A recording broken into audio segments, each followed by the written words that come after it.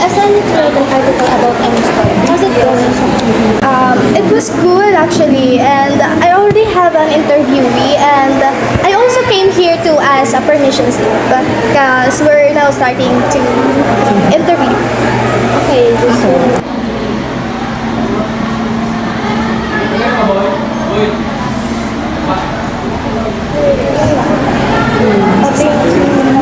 and I need to go now because my interviewee is waiting for me. Gotta go, guys. See you later.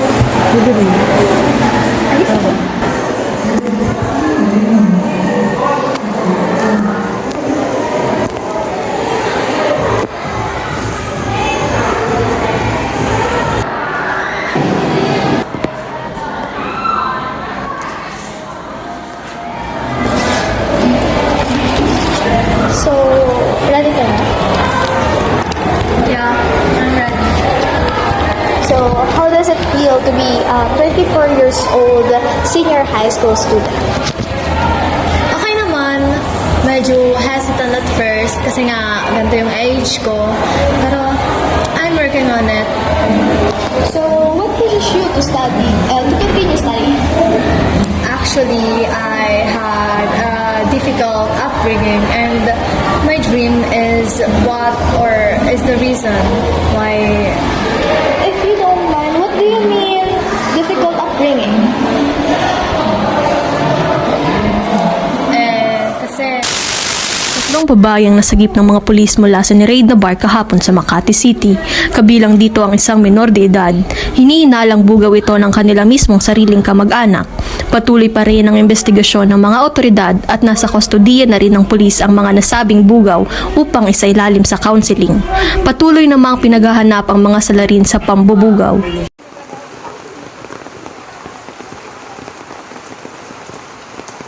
May na-rescue kaming tatlong babae. Isa doon ay minor de edad at naghanap na kami ng mga pwedeng tirahan niya at wala kaming nahanap. Tinuro kami dito ng DSWD at sabi nila na dito na lang daw siya mag-stay. Naku, kawawa naman ng mga bata. Huwag kang mag-alala. Welcome po sila dito at aalagaan po namin sila ng mabuti. Sige po. Pupuntahan ko na lang siya bukas at salamat po sa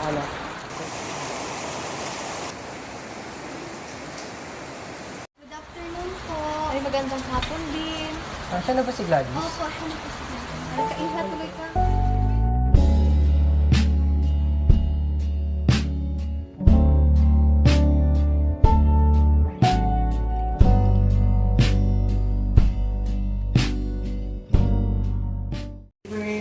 Happy 18th birthday! Happy 18th birthday, Gladys. Thank you po.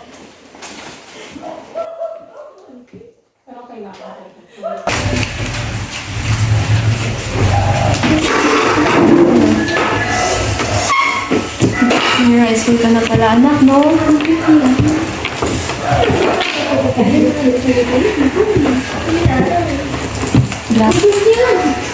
Siguro naman naman ang sitwasyon natin, di ba?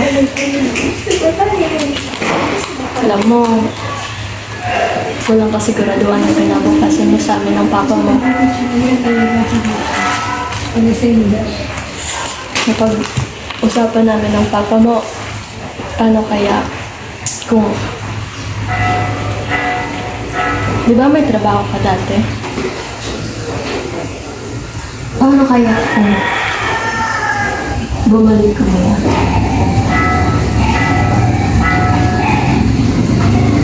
Alam namin yung mga pangarap bigla.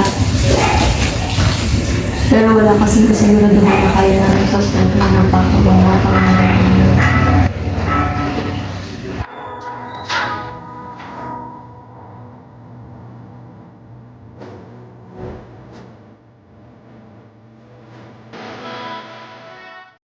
Sabihan ko na yan ng uminom siya ng pills, ngayon buntis.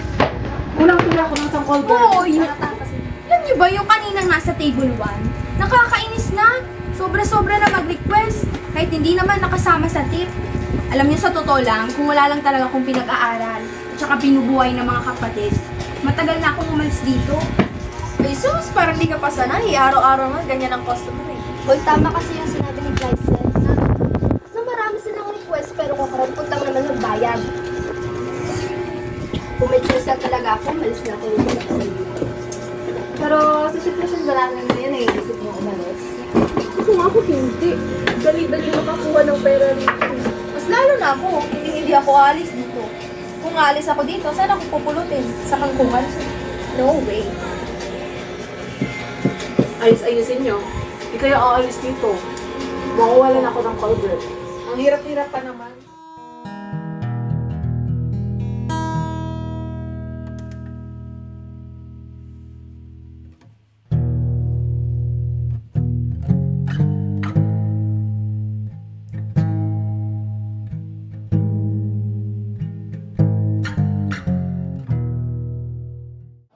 So, bakit mo tinuloy? Kasi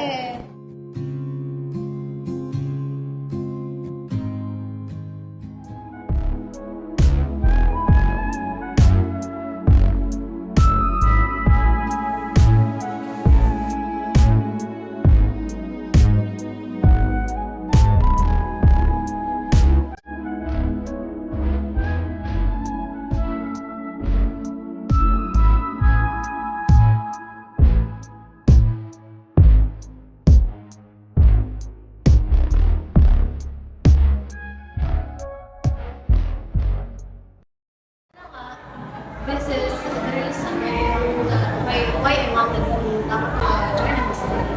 Para na rin sa mga kaibigan kong naipit. Kasi during those times, during every struggle that I've witnessed, the realizations talaga yung push para to become this, to serve people, and to save them. Actually, I am jealous of you kasi ang tapang mo. And I never became that. I tried to be brave. Kasi ang totoo niyan, noon pa man, nakikita na kita.